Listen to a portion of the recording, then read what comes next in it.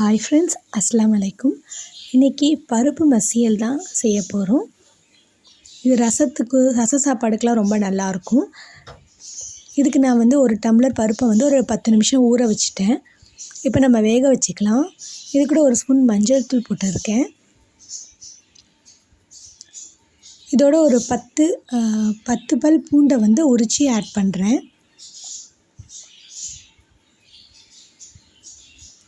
இப்போ இது கூட நம்ம ஆனியன் ஆட் பண்ணலாம். சின்ன வெங்காயம் ஆட் பண்ணால் ரொம்ப நல்லாயிருக்கும்.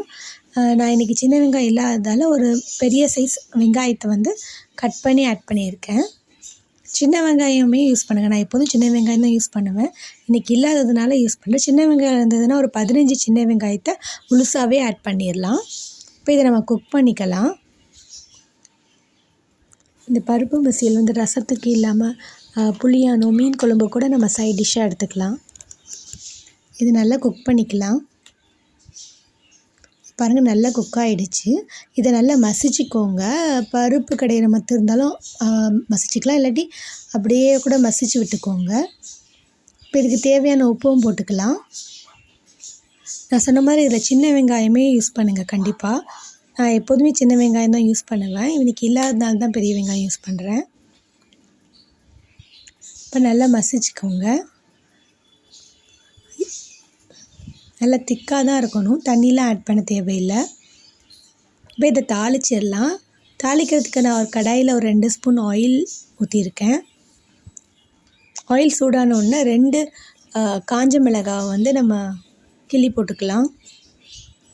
அது கூட கொஞ்சம் கருவேப்பிலையும் ஆட் பண்ணிக்கோங்க.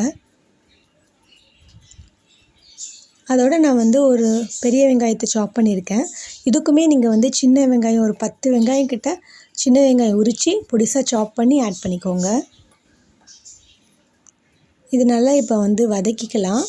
இதில் வெங்காயம் எவ்வளோ போடுறோமோ ரொம்ப நல்லாயிருக்கும். இது இன்க்ரீடியன்ஸு ரொம்ப கம்மி தான். வெங்காயம், பூண்டு, அதுக்கப்புறம் பருப்பு தான் நம்ம இதில் யூஸ் பண்ணுறோம். ஸோ வெங்காயம் நல்லா ஆட் பண்ணுங்கள். ரசத்தோடு சாப்பிடும்போது இந்த பருப்பு மசியல் ரொம்ப நல்லாயிருக்கும். நான் சொன்ன மாதிரி சின்ன வெங்காயத்தையே கண்டிப்பாக யூஸ் பண்ணுங்கள். இந்த மாதிரி பருப்பு நல்லா திக்காக இருக்கணும், நல்லா மசிச்சுக்கோங்க.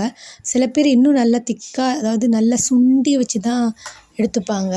எந்த அளவுக்குன்னா அடியில் கொஞ்சம் பேர்ன்ட் ஆனாலும் பரவாயில்ல, அந்த மாதிரி கொஞ்சம் பேர்ன்ட் ஆகி ப்ரௌனாக இருக்கும், அந்த மாதிரி தான் யூஸ் பண்ணுவாங்க. அதுவுமே ரொம்ப டேஸ்ட்டாக இருக்கும். நல்லா வதங்கிடுச்சு. நம்ம இப்போ இதை பருப்பு மசியல் எடுத்து ஊற்றிடலாம். இங்கே பாருங்கள், அவ்வளோதான், நம்ம பருப்பு மசியல் ரெடி ஆகிடுச்சு. ரொம்ப டக்குன்னு சிம்பிளாக செய்யக்கூடிய சைட் டிஷ். ரசத்தோடு அட்டகாசமாக இருக்கும், ரொம்ப நல்லாயிருக்கும்.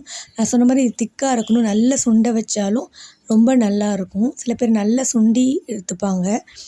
நல்லா சுண்ட வச்சு அடியில் நல்லா லைட்டாக ப்ரௌன் ஆனால் கூட ரொம்ப நல்லாயிருக்கும்.